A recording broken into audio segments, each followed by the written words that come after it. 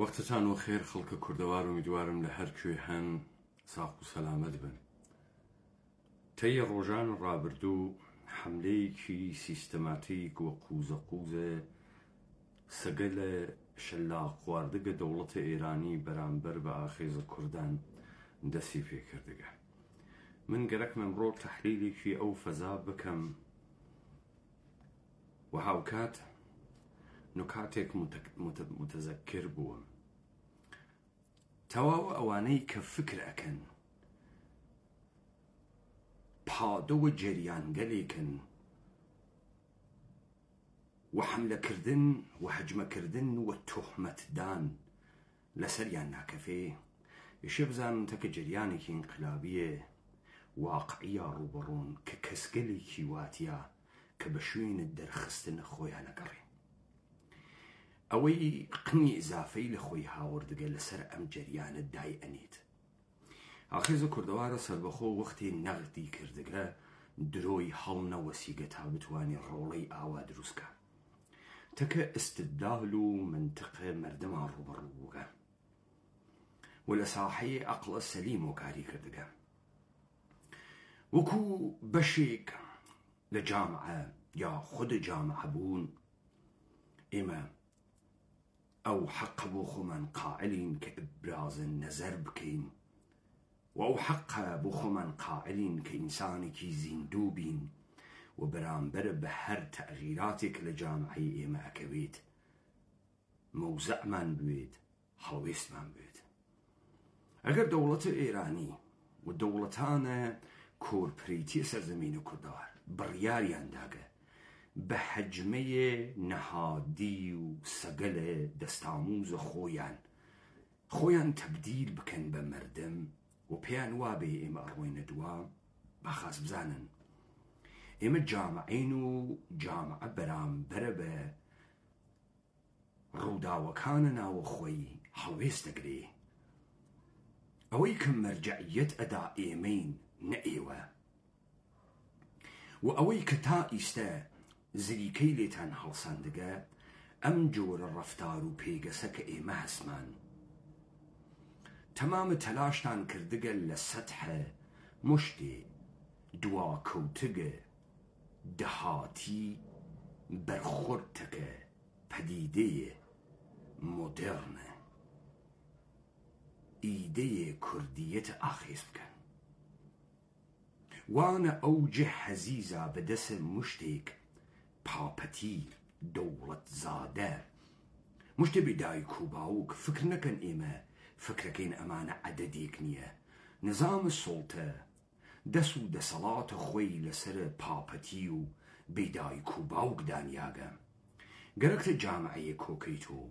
ئێشێ بێدایک و باوکەکان و حرامزادەکانی کۆکەیت و دەسە حاکمیەت ئەشکێت و بازووی نامێنێت. فکر نەکەی لە پشتە ئایدیەک و دانیشتگی چون ئەهەمیەتە نییە بێدایک و باوکی بێ پێگەی جواو ناگریت و ئاخێزە کوردەوارە سەربەخۆ مەتنێکی ئینقلابیە کە بە سوورەتە ئۆپن سۆرس ئینسانەکان متعەین ئەکا. جا لە هەر کوێی ئەم دنیا خۆتە دابرە شەقە خەڵکێکە خۆی متعەین کردبوو لە مەتنا حەساوە کار تێتە دەسە و قدرەتە مەتن تێتە دەسە. ئەمە نوکتە و تەزەکورە ئەوەڵ بوو و ئەمما بۆ ئەمە سیستەماتیکە بۆ ئەمە کارە دەوڵەتە ئێران و سەبوو سوودکەکانە دەوڵەتە ئێران وەکو کۆمەڵەیی و دموکراتی و پەکەکەیی و فعالینە جامعەیە مەدەنیە. بۆ ئەمە کارە ئەوانە. بۆ ئەمە پێویستە دەرکێکی بنیادین بکەین لە شکستێک کە دەوڵەتە ئێران هاوردگێسی. بۆ ئەمە پێویستەکە کۆمەڵێ بەدیهیات بشکێنین تا بزانین ئاخێزە کوردان کێن، ئاخێزیان چین و چۆن هەڵس و کەوتەکەن. با بزانن چمکێک بەناون نەتەوە یا ملەت چمکێکی مۆدێرنی متەئەخری 200 ساڵە ڕابردووە و تۆ لە تاریخە نە نەتەوەت بووگە نە ملەتت بووگە. ئەوەی کە بووگەسە هۆیە نواندن کۆمەڵێک نەتەوە چەندین سەبەبە. یەکیان دەستگاه پەروەردە یا ئاموزش و پەروەرشە. تۆ مناڵێک لە باخچەی ساوایان و لە کودەکستان و بمباران ئەەکەی بە یەک زوان، بمبارانی ئەەکەی بە یەک ڕەوایەت، و ئەم مناڵە ئیمکانی نییە بتوانێت لە دەسە ئەمە نجات پەیا بکات، و 99% لەم ئاموزشە کە دریاگن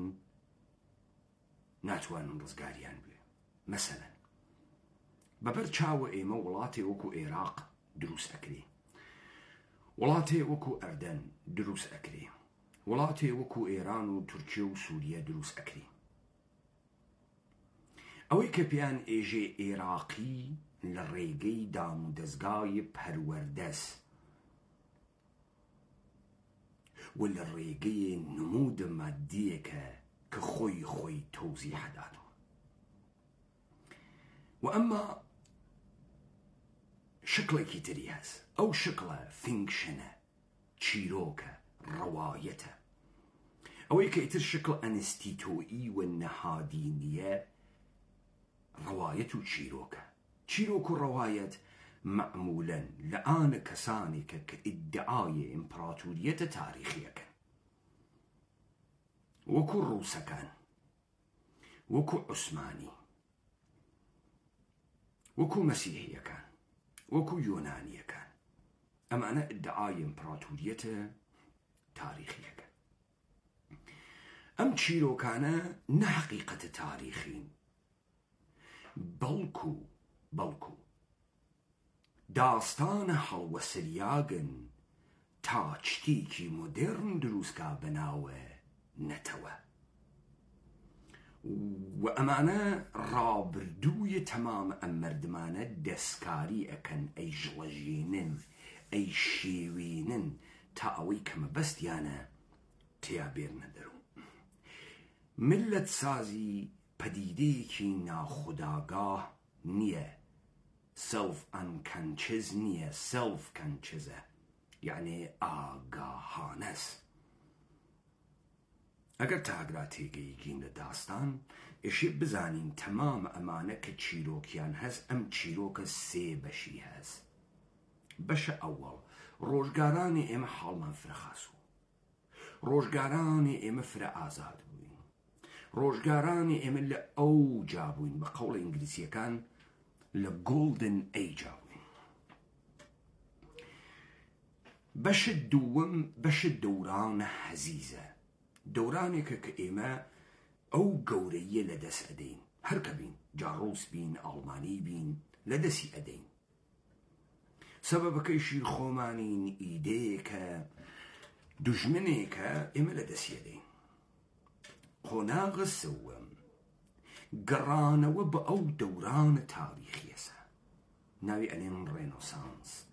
ناوی ئەنێن دووبارە لە دایک بوونەوە،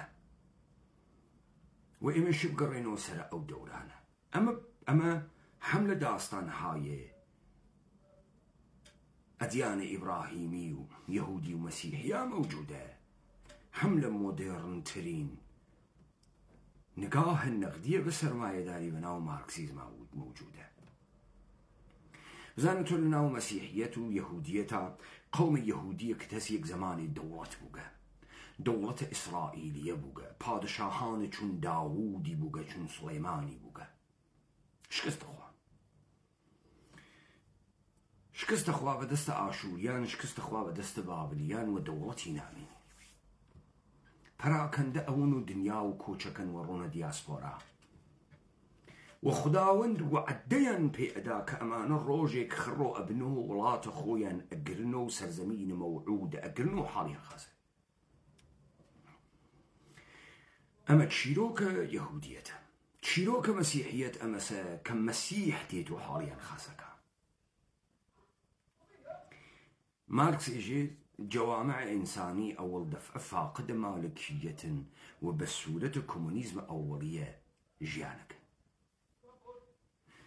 بەشەر دەسی بە تەکنۆلۆژی ئەکا ماڵکیەتە خصوصی دروست ئەوێ و بەشەر لە خوی خۆی و جامعی سوسیالیستی خۆی دوورەکەوێت لەذا بەشەرێشی بگەڕێتەوە سەر دەورانە کۆمۆنە ئەوڵیە بە لەبەین بردنە ماڵکیەتە خصوصی پس مارکسیزمیش سێ بەش بوو چیرۆکەکەی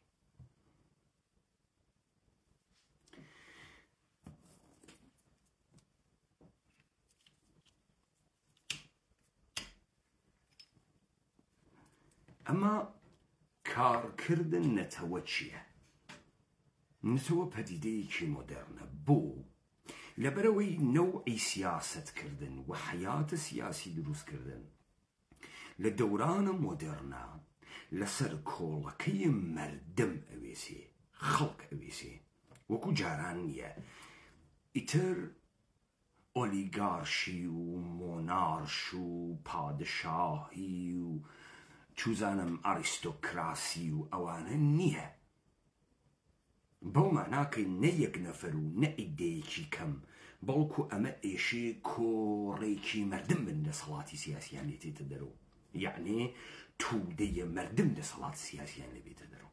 ئەمە بەو معنا نییە کە دموکراسی دروستەکەی لیبرالیزم دروستەکەی یا چی دروستەکەی تۆ مەشروعیەت لەوە ئەگری کە پانتایەکی بەرینتر لە توودەی خەڵک ئاغشتەی ئەمرە سیاسیەکەی یعنی سیاست و سوژەی سیاست ئەبێتە ماس پاپولیشن یعنی توودەی مەردم ئەمە فەرقێسی کە نەتەوە لە دایک ئەوێت چۆنیەتیە سیاسەتکردن و ساختارە سیاسی موجبە لە دایک بوون نەتەوە ئەوێ ئێستا لەگرا چەندین تعریف هەست یەک تۆ کەسایەتیها و چینە حکمڕانە تاریخی سیاسی هەست ئەمە یەک هەروە کە جاران کاورا پادشاه بووگە لەبەر خاتری ئەوەی کە ئینسانە شجاعێک بووگە تەموچینە چەنگیزێ بووگە دنیای گرتگە و ئیستە میراسی کە بەجێی تێڵێ کوڕەکەیشی بیوات و ئەم خاندانە نسبەت بە ئەو خاندانە گەورەترە چون شەجیعترە شجاعترە مدیرترە لەشکری گەورەتری هەست لە دەورانە متاخری شایشت و بێژیت بۆچی فڵانە نەیشن دەوڵەتە خۆی گەرەکە فڵانە نەیشن نێسی بۆچی نێسی ئەسەن نەیشن نییە ئەگەر تاگرا تێگەین ئەو جار متوەجه داستانەوین کەسانێک کە گەرەکیانە دەوڵەت ملت دروستکەن ئێشی تئۆریە ناسیۆنالیستی بێرن بە کێ ئێژن ملت پەدیدەی جەدیدێکە کە بە واحدێکی سیاسی تعریفەوێتەوە جا ئەگەر ئەمە تێگەین ئیسە تێمە سەرە فەرقە ئێران تەکە فەرقە عێراقە فەرقە تورکیە تەکە فەرقە سووریە یا تەکە عێراقە هەم دەوڵەتە ئێرانی و هەم دەوڵەتە تورکی ئیدعاکەن کە بەقایای دوو ئیمپراتوریە دارزیاگە عوسمانی و ئێرانی یا خاندانە قاجاریە ئەمە یەک اتفاق خاتڕی یەک تەداومە تاریخی یعنی هەبوونە تەبەقەیەکی سیاست مداری تاریخی دو و تاریخی کردن و بە طبیعی کردن ملەتێ بەناو ملەت تورک بەناو ملەت ئێرانی ئەمە حەکی تاریخی نییە حەکی دروست نییە دروستکردنە نەتەوە سرفەن ئاگاهان هەست ئەگەر تاگرا تێگەین حەکی دروست نییە لە جێگەیەکە ئێشێ ئەمانە زوهورە مەردم بدەن بۆ سیاسەتە جەدید يعني طبقية حاكمية شاهنشاه، طبقية حاكمية وكيل الرعايا، طبقية حاكمية خلفاء مسلمين لجيجيكا إشي بيجن للدوران مدرنا چون ناگهان سيادت و سيانة سياسية كويت دس مردم لقرا دولة إيراني رواية مشروطة وإنقلاب مشروطة هست. دولة تركي رواية تنظيماتي هست 1834. بس آل قرابو أولين بار داستان مشروطة ومشروعة دست بيكار چون گرکی سی ملت ایران بیت منسی ظهور بیاکا لقرا داستانی که تربو دروزکن لی پرمخان گرجی تا حیدر اموغلی باکویی تا نریمانوف پدران انقلاب مشروطه گشتیان لخاک روسیه لدایگون یا گرجین یا ارمنین یا آذربایجانی امانتين لإيرانيكا كممالك محروسية قاجاريز انقلاب مشروط أكن بيارمتي سردار أسعد باختياري خانو خوانيني كيشون يار محمد خان كرماشاني إلا ما شاء الله قالك يعني بيجن أقلق لا ملت لدايك أوي ملت إيران لدايك أوي العصر الجديدة تاسيانة وسيادة قولة دروسكا بابزانن أولا پدیده قومیت یا اتنسیتی پدیده کی تاریخی نیه و ساخته دوران متأخره اصلا ایش ربطی بمنیه که تو رگ و ریشه و نژاد هن قومی کوید چون تمام امانی که تئوری های ناسیونالیستیان موسیقه اتفاقا خویان ربطیان نیه بو نژاده یا بو قومه بلکو ای شارنو بوی تو اوینید تئوریسیان كان ناسيوناليزم تركي يهودي مجارين تئوریسیان ناسيوناليزم إيراني هل أبجيرك إيراني بيت لذا كلن أوروبايين كساني كالقراس سنگ إيراني يدوسين أدن تقية أرانية تركة توريزي أحمد كسروية تركة توريزي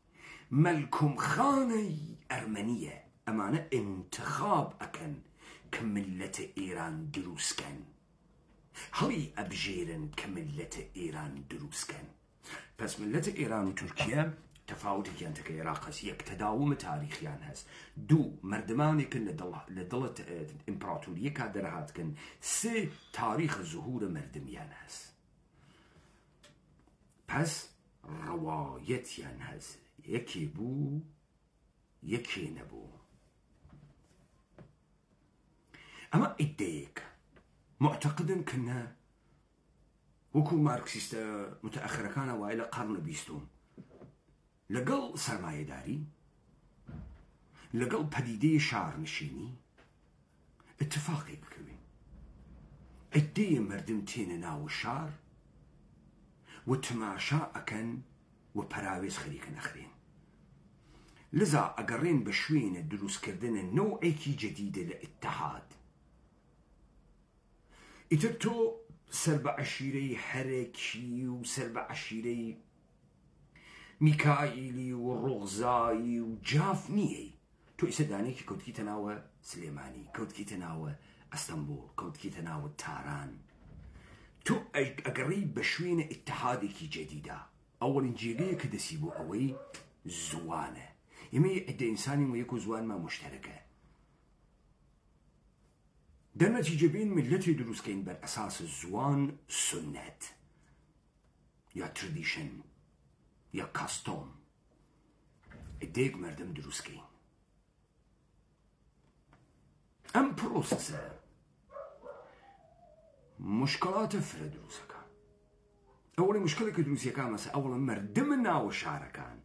كملت بون بالشارع ودسبيكات وبديدي شاري ولا شوينا أولا جمعية الشاركان يقدسنية دوما يك زوانة مشتركي تيانية سيوما أو إدكنيننا وبازنية تعريفية قوميتها مقاومتك لبرامبر الشكل جيرية قومته وقومته دروس نابد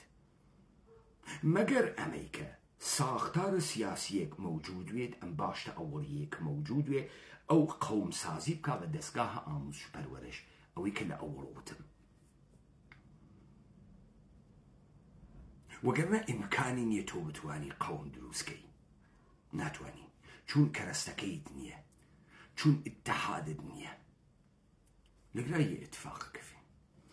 هەم دەوڵەتە ئێرانی و هەم قەومە کورد تەکمیلکەرە یەکترین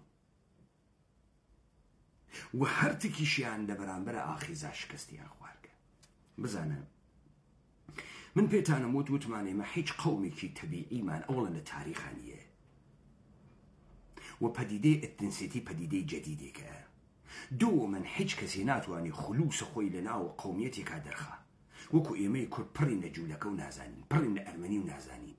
چون من جافی قسەکەم جوولەکەکە جافی قسەکە چون من دەمەقۆپانەکەمە پێ ئەویشەی کاتە پێ ئەمە لە درێژایی تاریخا تو ناتوانی خلووسە هیچ کەسێک مشەخەسکەی ئەمما ئیتنیکێک گەرەکی بێ بە ئیتنیکی قەوم سازی بکە ناچارە لە بەرامبەر دیگەریەکە خۆی تعریف کاتەوە ملەتە ئێرانیە دروست ئەەکەی کە زاهرەن کۆڵەکەی ئەمە زوانە فارسیە خود زوانە فارسی ئەەکەیتە هویەتە قەومی ئیتنیکی لەگرا زوانە فارسی موجودە دە نەتیجە زوانە کوردی موجودە لەگرا قەومە فارس موجودە دە نەتیجە قەومە کورد موجودە قەومە کورد موجودە کە قەومە فارس موجودە ئەگەر قەومە فارسێک نەوێت قەومە کوردی موجود نییە ئەگەر تو زوانێک پێناسە نەکەی بە عنوانە زوانە فارسی ناتوانی هەرچیەک کە بێجگە ئەم زوانە قسەکە ناوی بنی تورک ناوی بنی کورد ناوی بنی لۆڕ ناوی بنی فڵان پس خود زوانە فارسی قەومیەت سازی ئەکا پس وەختی ئێژی ئەمە زوانە فارسیە و هویەتە قەومی و قەومە فارسەدا خود بخود قەومە کورد دروستەکە ئێستا کەسانێک کە دەربێترین حاڵەت گەرەکیانە نەتەوەی کوردە زوانی دروستکەن بە مشکڵە گەورەیەکە خوێن کامە زوانە کوردیە هەورامی زازاکی بادینی لوڕی لەکی جافی کامیان کوردیە ناتوانن وچون مؤسسات و نەهادیان نییە وچون حتا بە تعریفە جەدیدەکەیشی ئەمانە ملەتێکی ڕوو بە ئایندە بە ئەمرە سیاسی نیەن چۆ قدرت سیاسیان نییە حتا ناتوانن ملەتە جەدیدون وەکو عێراقی ملەتە جەدیدێکە یە ملەتە سیاسیەکە یە قەلەمڕۆ سیاسیەکە ئەمان ناتوانن ئەوەونە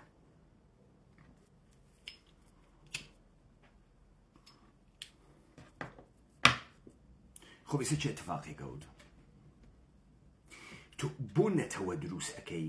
لەبەر ئەوەی کە ئەم خێڵە عەزیمە جەمعیەتە کە تابعیەتە لە تۆ ئەگرێت قبول بکا کە دەسەڵاتە سیاسی لەناوە ئەمان تێتە دەرەوە کارم بەمە نییە کە دیکتاتۆریەت توێ هەرچیەک بێت ماس جەمعیەتێکی فرەی توودەی لەبەرە خۆی ئەگرێ وەکو جاران نییە ئۆلیگارشی بێ وەکو جاران نییە دیکتاتۆریەت وێ وەکو ببەخشە نە دیکتاتۆریەت وەکو جاران نییە کە مۆنارش وێ وەکو جاران نییە کە تێوکراتون تێوکراسی وێ هیچ کام لەمانە نییە ملەتە ئێران بۆ دروست ئەەکەی لەبەرەوەی ئەکسەریەتە ئەم مردمانەی کەوانە ئەگراوە یەک ملەتە ئێرانن ساختارە سیاسی مەشروعیەت لەم ملەتە ئەگرێت ئێستا ئێتفاقەکە فێ دەوڵەتە کۆرپۆرێشنە ئێرانی لە دانە ملیەتە ئێرانی بە ئاهادە مردمان ئەم سەرزەمینە ناتەوانوگە نەیتوانیگە تا ئەم دەقیقە نەیتوانیگە لذا خود پرۆژەیە ملەتە ئێرانی شکستی خواردکە ئێستا قەومە کوردێک کە انتخابە کرێت دیگەریە ئەم ملەتە ئێرانی و فارسە بێتە خود بخود بە شکست خواردنە ملەتە ئێران شکستی خواردگە ئللا ئەمەی کە قەومە کورد بێتە کۆمەکە ملەتە ئێران و ملەتە ئێران دروستکە خۆ وقتی تو ایجی حقوق مردم کرد ندریاگه و دولت ایران و ایمه ایرانین و دولت ایران ایشی یا بشیوی فدرالی یا بشیوی خود مختاری حقوق ایمه با چه اتفاقی بکفه دان و عطا کردن تابعیت دولت ایران و شاروندی دولت ایران تکمیل اوی و ثابت یکاک ملت ایران ندایکوی چون ام دحفیت دولت ایران توانی جسی تابعیت بداد بملت ایران خب کاری که کومل و دموکرات و پکک ایکن چیه؟ ملت ترک سازیه و ملت ایران سازیه و ناو پروژه تحت ناو چی؟ تحت ناو كمينية قومية كحيث وقت بسيادة سياسي ناقا حيث وقت بسرودية سياسي ناقا چون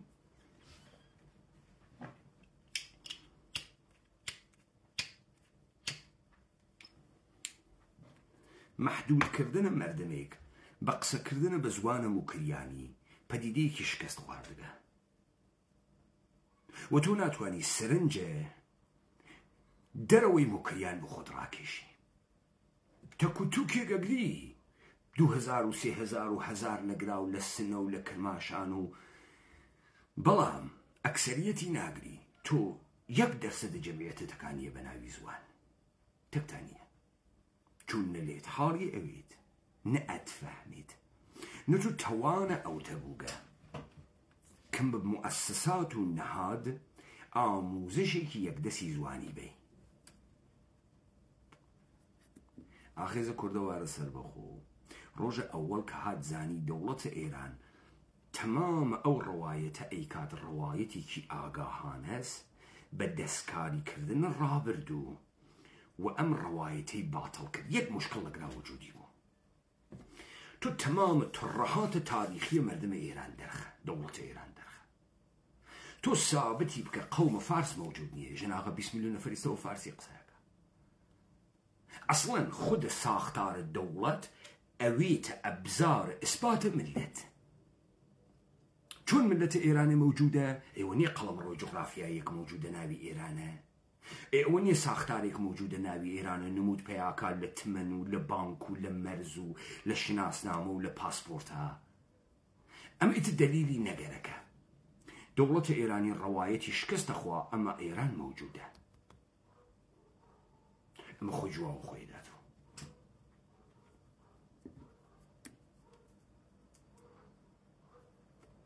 دیسانەوە لەگرا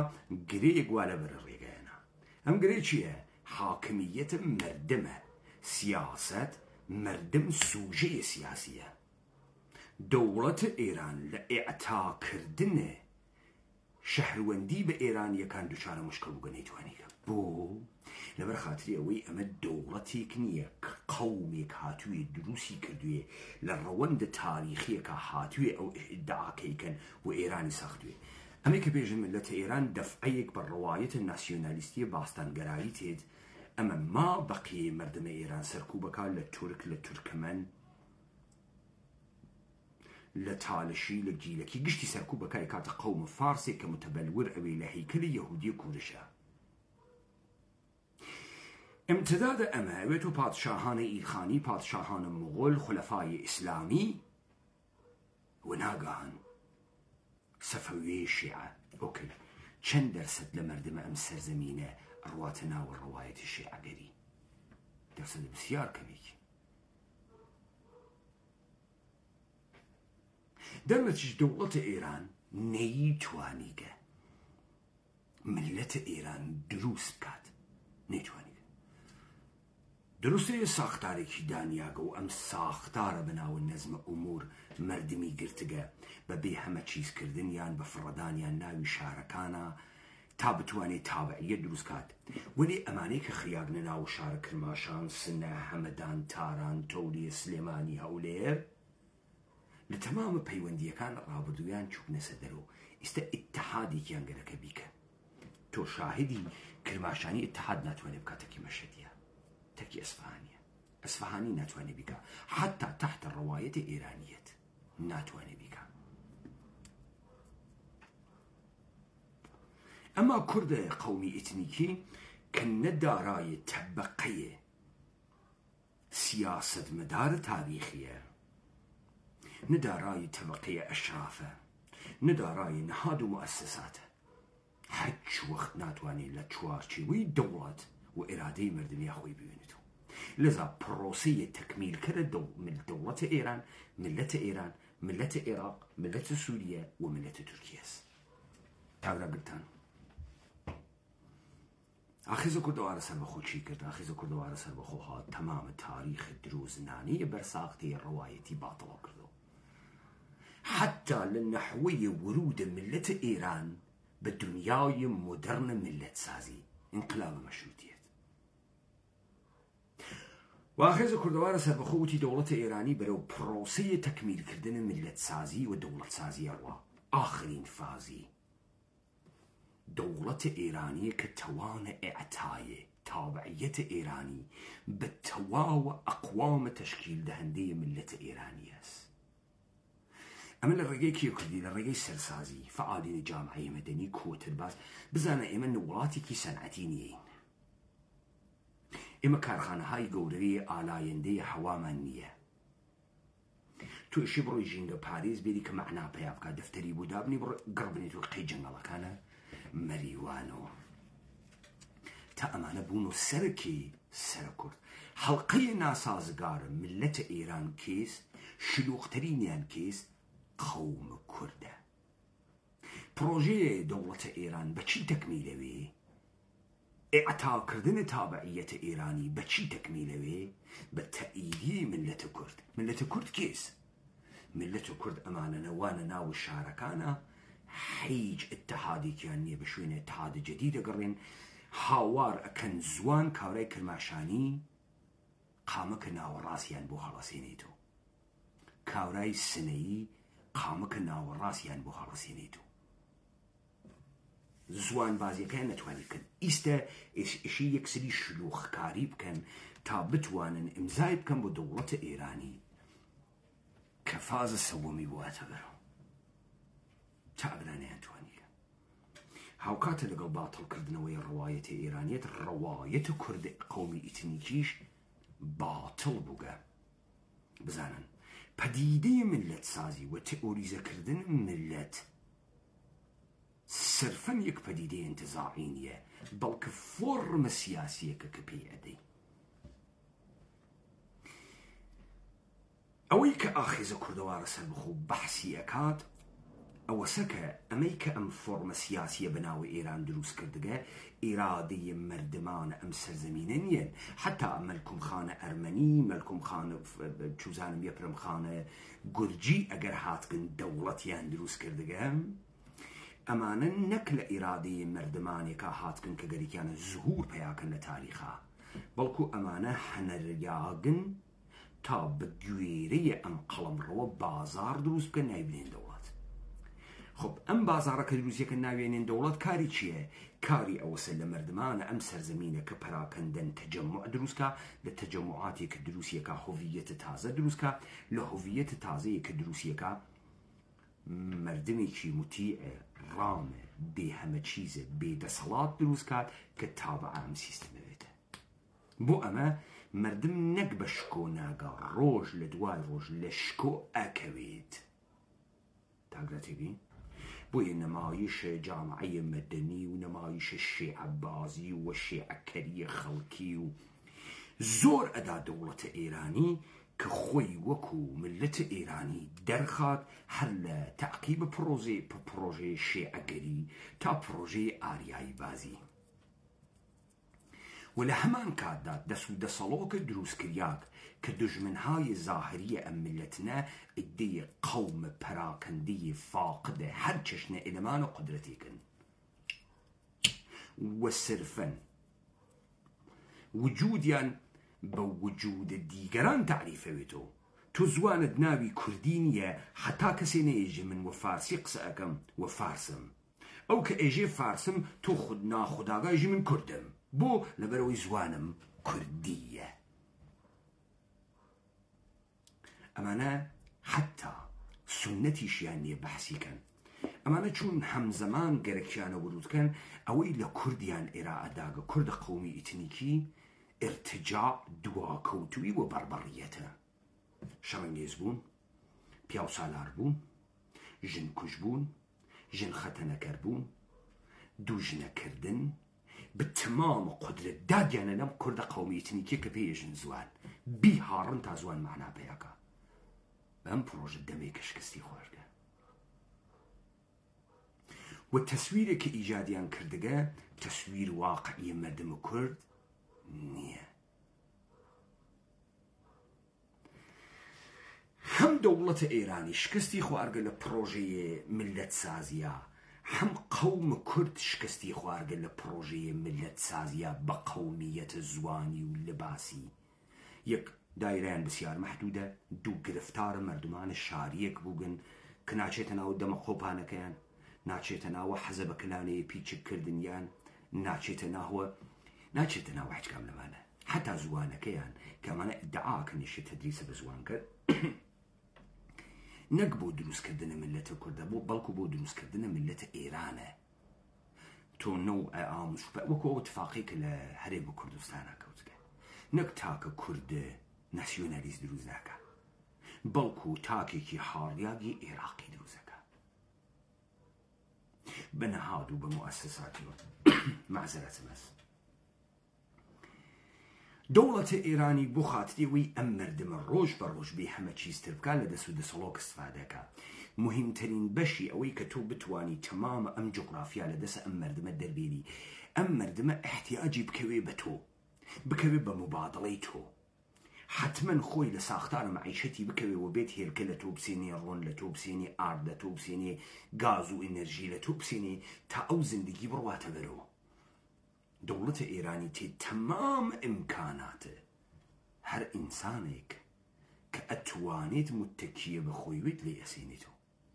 یەکێ لەو کارانەی وا ئەنجومەنە ژینگە پارێزە چیایی کا لە مەریوان دەها نەفەر ئەمڕۆ لە مەریوانە خەریکن جەریمەهایەکە دەن کە ئەنجومەنە چیا شکاتی لێیان کردگە لە دەوڵەتە ئێرانی بە عنوانە بەرهەمزەنندگانە مەراتە کشوەر یعنی کاورا خەڵکە هەورامان و گەچووگە باخێکی کردگەس و سەرەوەی باخەکەی خۆی چوو بە دوودانە دارمێوی دانیاگە کێ ڕووی گەشکاتی کردگە بە دەوڵەتە ئێران ئەنجومەنە سەوزە چیە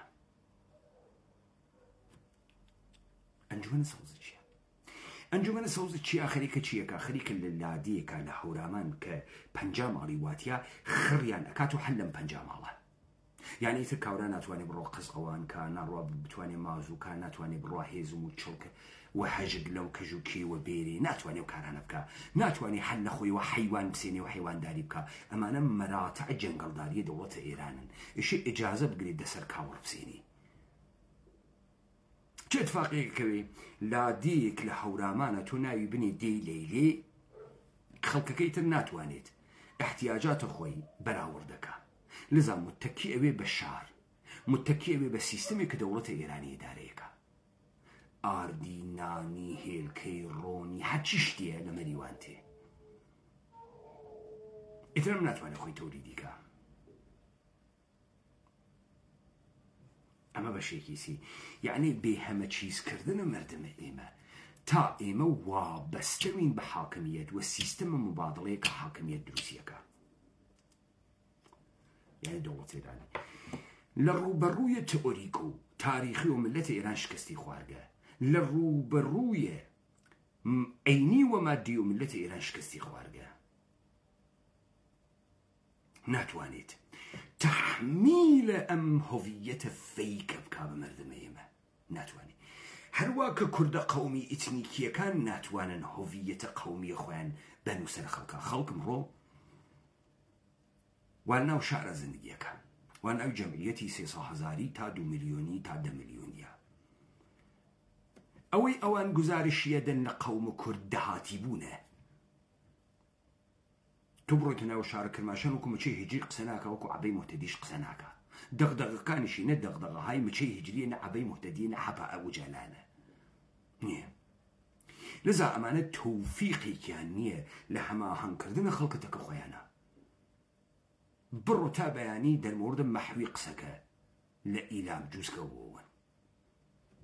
چی مەحویە نازی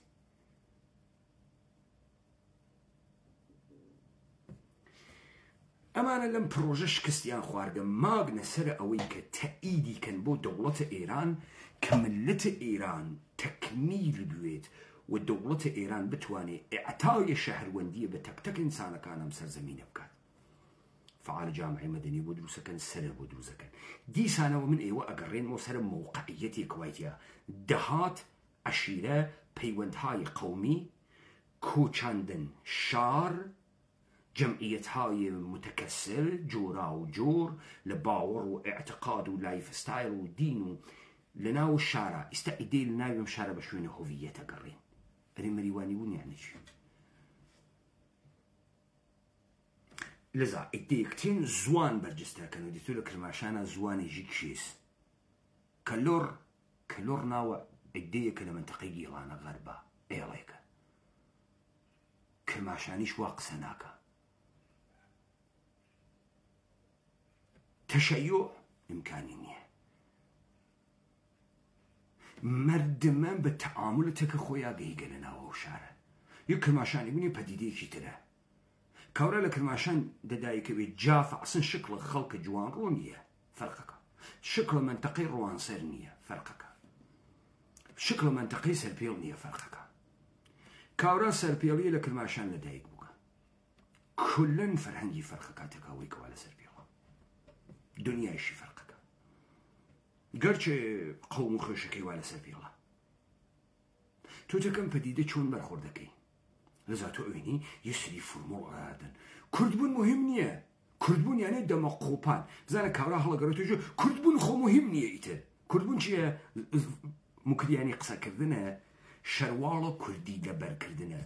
200 ساڵە پێش تەواوی دنیا ئەمە تەرکیبە لەباسی بووگە شەرواڵێ کەوایە پژوێنی بڕۆ لە ئەوروپای شەرقی و تا یۆنان لەبەریان وگە حتا منتەها ئەلەیه ئاسیا هەڵپەڕکە بڕۆ تماشای هەڵپەڕکەی یۆنانیەکان و بولغاریەکان و مەجاریەکان و ئیسپانیایەکان و فەڕەنسەویەکان کە هەمان هەڵپەڕکەس کە تۆیکەی هیچ فەرقێکی هیچ کام لەمانە ناوێت و ئێلەمانە مەردم سازی مادام کە تۆ ئەشرافیەتێکی متداوم تەبەقەی حاکمە و نەمایەندەگانە سیاسی حاکمەی تاریخیت نییە ئەی تورکیا چه ئیدعایەکە تورکیا ئیدعاەکە پەسماندەی ئیمپراتۆریەتە عوسمانیە سوڵتان عەبدولحەمیدە ئەی ئێران چه ئیدعایەکە پەسماندەی ئیمپراتۆریەتە ئێران لە هەخامنشیان و تا طلوع قاجاریە تا امتداد مەشروطە و فەرمانە مەشروطە تا ئەحمەد شای قاجار وها ئیدعایەکە لذا ئەمانە یەک تەبەقەی دیوان سالارە ئێرانیان هەست بە زوانە دیوانیە ئێرانی وا ئیدعاکەن و ئێمە سابەتمان کرد گشتی دروست هەم ئەمان درۆکەن هەم ئەوان درۆکەن بۆ ئێشە ئیمپراتۆریەتە ئیسلامی بەحسە دۆڵانە تەڵاویە خۆی بکە بەحسە دەورانە ئۆمەوی بکە بەحسە دەورانە خلافەت بکە دەی عەسرە شکوفایی گەرەکە کاکەیە گەرەکێکی لە کاتێکا کە تۆ بچووکترین شەواهدە مادی لە وجودە خولەفایە عەباسی و ئۆمەوی بە گۆستەرەی ئیمپراتۆریەتە ئیسلامیت نییە درۆکە من کارم بەوە نییە کابرا قەسەبەیەک لادەیەکی دروست کردووە بارویەکی بە دەوری و کێشاوی ئیدعا بکە خانە ئەگراسە یا پادشای ئەگراسە کارم بەوە نییە کە ئێمە لە دەوران متاخرە شاهدین هەر لە 50-60 ساڵە پێش و کاورا ناوی شای مایدەشت و شای وەڵەوەیی و شای ئێناخی و شای فڵان شای ناوە ئەمە هەم لە تەریقەتەکان بوو هەم لە بەگەکان بوو 50-60 ساڵە پێش کارم بەمە نییە تۆ یەک بەگێکە لە جێگەیەکە هەست بۆ خۆی ئێژێ شای عەباسە نازانم منتەقەیە فڵانە جێگە تۆ ئیمپراتۆریەتێک نییە کە ئەوڵەن ملەتێک یەکدەسی دروست کردوێ دووەمەن ملەتی دروست کردوێ سێوەمەن دارای دەستگاهە ئیداریە کۆنتڕۆڵ و زۆر و سەپاندن زۆرە خۆ بوێت چوارمەن دارای دەستگاهە منسەجەم اقتصادی و خەراج و باجگرتن وێت درۆکەی ممکن نییە ئەمانەی گەرەکیانە دەوڵەت و کوردی دروستکەن بۆ هەرڕۆن لەسەر نەفت فرۆشی و مازوو فرۆشی و جەوت فرۆشی قسەکەن چون پەدیدەی دەوڵەتە مۆدێرن ئەگەر بە نەیشن و تێ ئەو جار ئیشی لەسەر ماڵیات و زجیانە شاری بوێسێ ماڵیاتدان دێ ئەمانە ناتوانن لە ناوە شارە قەوم و کوردون ناتوانن دەرنەتیجە ناتوانن بین تەمامە ئەوانەی کە خۆی بە موکریانی نازانی و بە لەهجەی ئەوانە قسە ناکات مەجبوریان کات هۆڤیەتە ئەمان قوبوڵکە ئەمە یەک دوو ناتوانن تەمامە کەسانی کە لەم جوغرافیا مەوجودن و بە ئەم زوانە قسە ئەکەن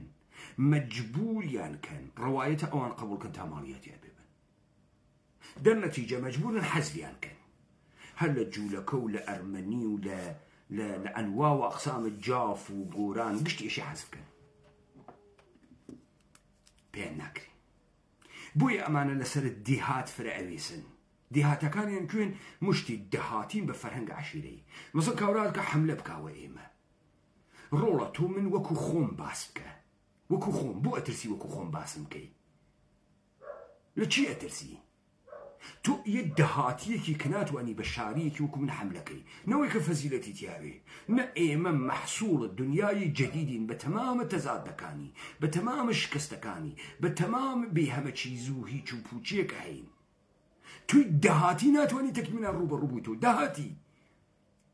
تۆ فکرەکەی لەسەر تەعەسوبە 20 نەفەر ئەحمەق واوە دەوروبەر تۆ توانی بێتە شەڕەمەند هنا قسەهای ئەحمەقانەی وا لە دەهاتەکەی خۆتانێکەی بەما توانی ڕوبەڕووی من بووی تۆ بەمە بێژی جەنگە پرۆپاگاندایی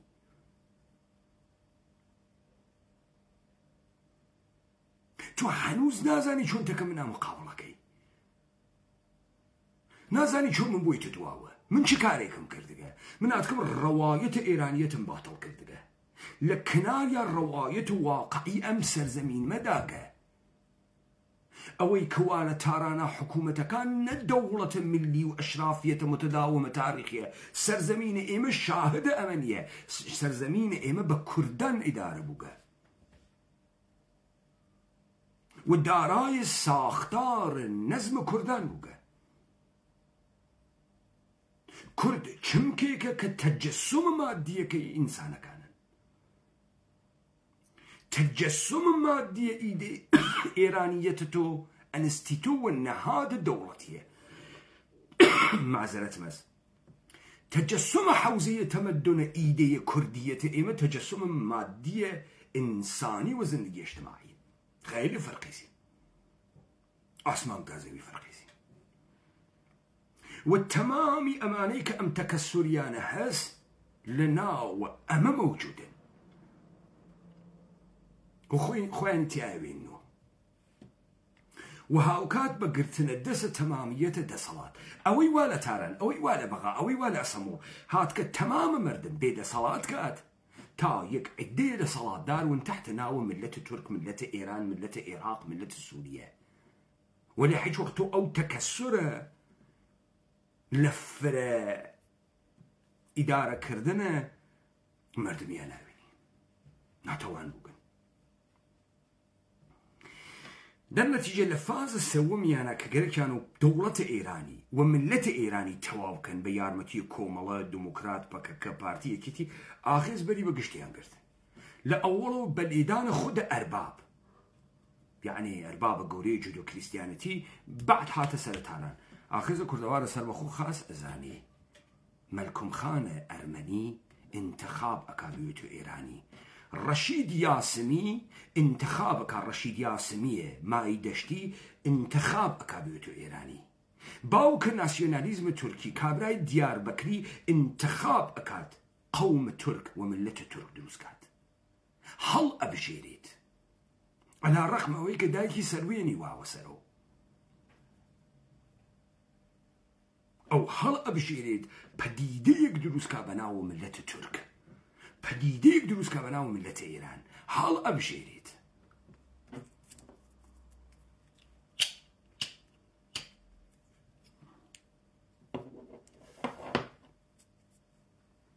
کەم اتفاقە کەفت ئێمە ئەزانین ئەوەی کە ئێران دروست ئەکا کە معلوم نیە چییە قاچی وا لە ئاسمانگە یەسەری نەهادە بە ئامۆژپەرۆش گەرەکتە دروستیکەی ناگەهان ئەم زوانە کە دەستگاهە ئامۆژ و پەروەرش پەدیدەیە مۆدێرنە تۆ لە مۆدرنیتە سەرمایەداریت هەست، شارنشینیت هەست، ئاموزشە هەمەگانیت هەست.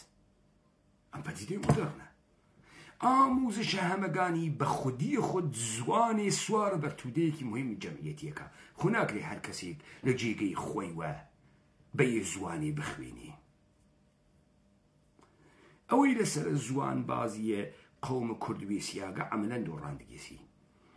زوانە کوردی ئەمڕۆ ناتوانێت شەڕە زوانە فارسی یا تورکیە بکات کە 100,000 لغەتە بیانیە دنیای مۆدرنی واتیە. ناتوان. هەر لە کەرەستەکانە مەنزڵ تا ئەنوا و ئەقسامە کەرەسەیە بەرقی ناوە ئاشپەزخانە تا خۆراکە متعددە و متەکەسرێکە مەوجودە. ناتوانێت جاریکە ماگەسجی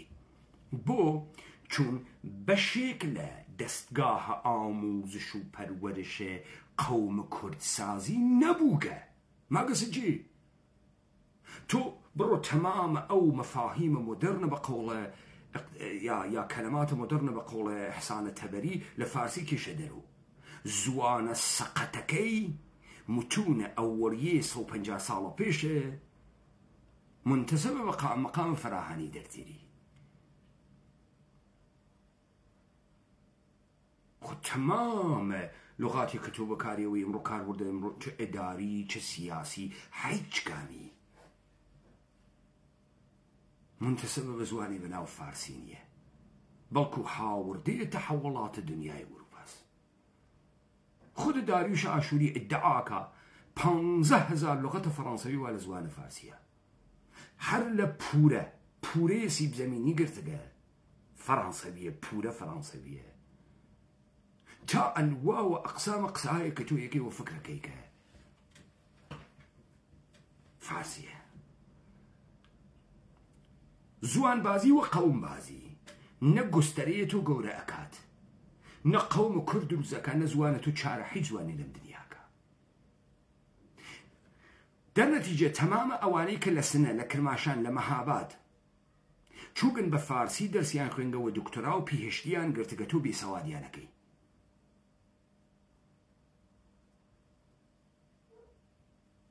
و ئەو ناچێتە ژێر بارەمە، ناچێت ژێر بارە زوانە. ئەمە لە تۆ قبوڵ ناکە. نابێت تۆ وەکو معلمێ چێوە بگریتە دەسەر غەڵەتە ئیملایی لێ بگریت. وا کارێ ناکە. تمام زاق و زوق الدولة الإيراني هجمية جديد هداية شده لطريق النهات هاي أمنيتي دولة إيران. فكر أكن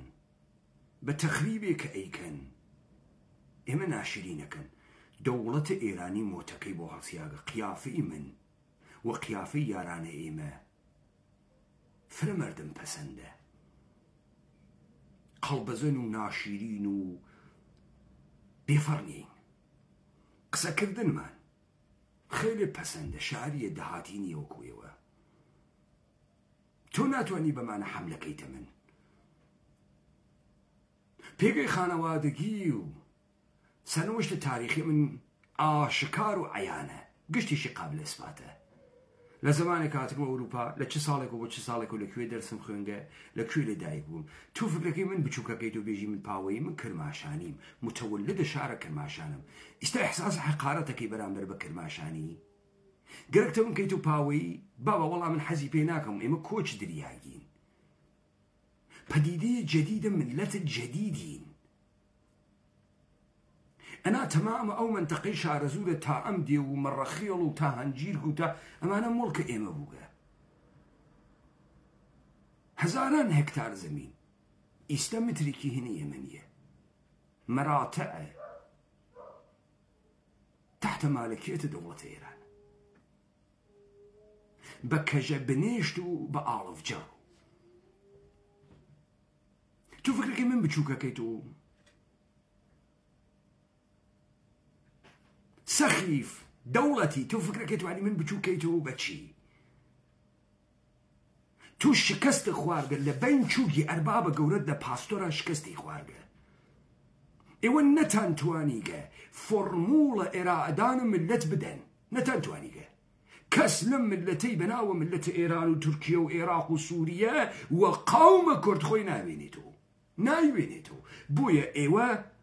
يا بالزرب مؤسساتي ومواد خام فروشي طالعنا أم سرزمينة خليكن بسهولة تشسبيكي ناهمكن مردم يدروزكن بيوي حج رواية مشتركي كي بيدا مردم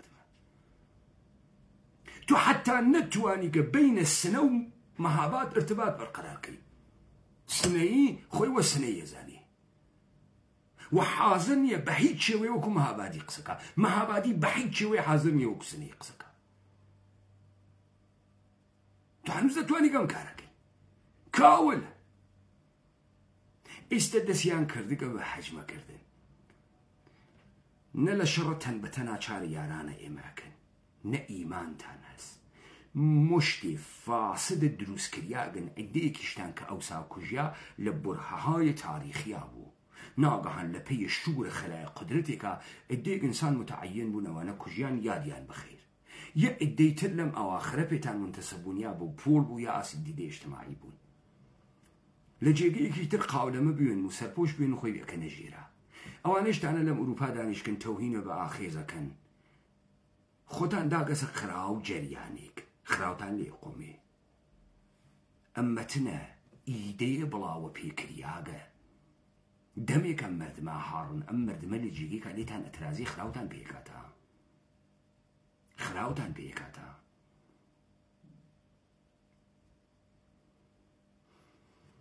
زانا غيان كابرا حزي بجينغس بچو متود جديد بدوزرو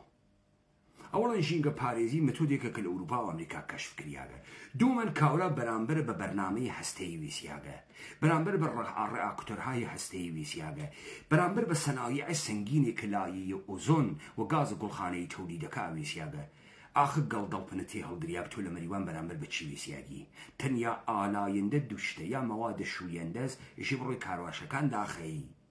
يا ماشينه كان وموتور ماشينه كان بكوجينو وقتي هاتي لمريوان شارب بدون مونوكسيد كربون الدروس كد والتواو ماشين دارا كان للدروي مريوان ماشينه كان ين بارك ناتنا ومحيط الشهري من فكره كم كتو يجتي كد بناوي جينغ باريزيش هس مرتيكي او كيسال دار كلاو بردار الدولة إيراني قرقت هوية الجديد تعريف كيتو ناتواني تعريفي كيتو بروي بين جينغا باريز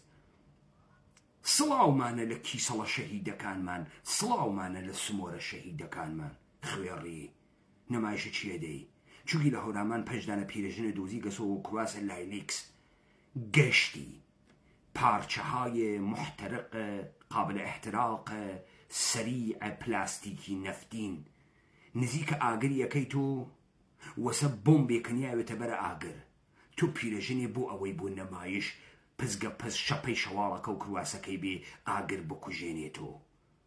بابا لم كردواري جنو ساگرك يونان بكاد شوال جافي بياغاني كرده بي إسا تو أم شلپا شلپو كواو سلتو بيو برو دبي آوي تدسيو بو كي خريكي نمايشكي أخويري أجرو مملكة صاحبي بقري بيتو أجري 2000 شقتي غلطان شون مردم أخيت برا آجريك كأجر آجروي هي مية آجركي للده متريوتو وكاتققنس شون شب شب منالو بير جنو بير بياغو بردقا دلب بردما آجر تو كي كاري واقي كي مجوزي وايدا قبتو شون ايوه ادعاي مدرن بونو تخصص اكن اقاتا اقرا اونا مشتي قاقل حيوان دهاتي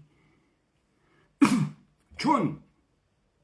استا متخصصين اقر كجينا والنايرن لباس الدروس حسابي كان برا مردمه قرقتم كارب كيتو بسولة الجدي اي بوزاني سوال كي لحرشي جيقش كست خوارد بشرف قرقت لم كانوا نبيبي ويتبروا فكرتان قرد درستان لآخيزة كردان قرد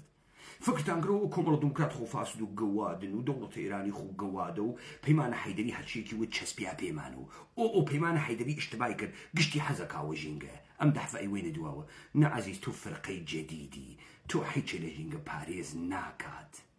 هاريد بو أنا أمر دملتو لتاريخ أخوي دهابار آلف جار خوي خاموش كردقا نيكرقو فيلمي خاتدرو أنجم من الصوزة شياي فاسد استقرقتانا فرقي جديد دروس كان من بادشاه أم مملكة يمتو من دعوة بتولرانسكي من طالب الرأيتون يمكتو من بويتنا وبارلمان من دانية إنسان متعين بوغا انقلابي ولم جامعة خيك نفسكيشم تو خليكي بشرفي فاحشگي اكي من بيت نايجم باري كلا فاحشگي قشني كركت بيت يجم تو حر قحبة وقيبا وكيشو قحبة وقا بيت ناخوشه دي تو خليكي تصوير قارمان لخوة تفروشيتو قارمان تصوير قارمان لخوة مفروشو بروخت مبرسر شوالكي خوات آركي خود بكو جينوكو مشكا توير دخالاتي تيامكا نمايش قارمان بون مدى تامنش بينيجم خوياري تيال درياغ كل منعن تا بينيجم تو دو قاچا پاريغا اشي وفكر خوات وخانوادت بي پلامار او کشت داغ و دو قاچا پاریاغ و آگر کجنیتو خویاری نمایشی واتیا حزب خوتکی برو پیگرم نمایشی وانه دی دعفت را تو لو مردمه دل سوستمی آگر نزیکا و مردمه بو خوی خاموشیه که او مردمه حیچی نزانی بقا خوی زانید چون بموقع خوی سانسوره که چون بموقع خوی خونجنید اگر آگریش نزیکی بیت و بزانید موقعیت التفریح کردن و جیانی کویت خطر خوی فریح خوی کبی چون دولت ایرانی لهرچی حوزه هز قدرتی هز اگاتک آگر کجان و هلیکوپتری نیه پهبادی هز بتانگری لیتان با چون نتانگره که جگم سلحانه کن ولی پهبادی نیه آو بیره یکی یک دانه پنکی فوکرتان هاورگه آگر و پنکه اکوجیتو خویری او پنکانه لأوروپا گلاکونی پیجمکن لناو خیابانکانا تا جارو برقی گوله جمی کابیوات تو فو اکی لآگر آگری پیکوجینی تو گو پنکه نشانه دوی کاری کد کردگه او فرا مهمه چواردانه گلدلتن بیشرف یکی پنکه یکی که گو کل فش ایکنو قی آگره جدن تو خود مسخره وجود مسخره است اجداو آباد مسخره است یا مردم تو مسخره که دهاتی تو که هاتی تناو شهر جزء متأخر ترین کوچران ناو شهری خلاص نلیشی بیاگه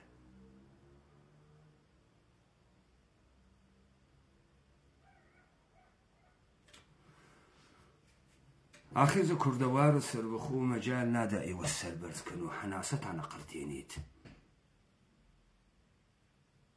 والهمان كاتا دولة إيراني فتوغة توابوغة نيتواني ملت سازي بكات والناتواني بمؤسسات بيواتبرو ناتوانيت إدام داني مشكلة بوي أترازيلي خراوة ترازيلي حرتقتان شكستان خواردقة وموتكي مرقى إيويش إيمين هرواك توزيع مداد دهاتي طول عمتا مانتا نزانيقه هرواك هرچي قسز لخوام فير اون اميشه فير بون لخوام استزاني تان تئوري دانيان چني سخته قال دلبن حريد بو اشي اشراف كاملي كبير بزاني خليكي چيه كي موانع چيه چون ام مردم دروس اكي سؤال مسته حب كرد قوميتني كجركت كيو بجري تا كيو جركت بيجري كاما كناراو أما حكاية أمانة بو هجمة جديدة نيروجل أمنيتية دولة إيران آخرين شر ولم آخرين شر بتور مطلقة دورين شو بسهولة فيزيكي شلا هجمة ميديايا دورين كار خراوي كان شايع بلا وكانوها تهمة بلا وكانو من تهمة من الأيوة ولا الرهبركان تان نداقة ولي آمار جنكان يانو ناوغلو خويانو كنشككان يانو مهسها هواس بيت نجوهيدو ايوه مشت تخمة فاحشة قيل ايوه كارناك هني يك ثانية دايك تانوغا هني يك ثانية كسوكار تانوغا ام دنيا ومشت حرام زائدة راكريبا بزاني ومن ايوه كوكمو لمسر زمينة فكناكي ادرس اشتباعكم من حقم هسلم جامعة نزر بدم بەچکە گەوادە کۆمەڵی دموکراتی بڕۆن فکری و حاڵە قنە دڕیاریان و تەقەڵەکانە دەرەقنیان کەن. ڕۆڵێکیان بڕۆ ماڵم قسانە نییەی بچۆ جەمی کەرەوە، بچۆ خۆت و ڕاهبەرە حیزەکەت و جەمی کەرەوە. گەوادە کوڕک گەواد هەواسە بوێت ها. ئەم دەحفە لە بەرامبەرە ئینسانهای حەقیقی وێسیاری دڕن ها. فریای بەقیەکردنە قنە ناکەوی ها. هەواسە بوێت لایەوە خۆش.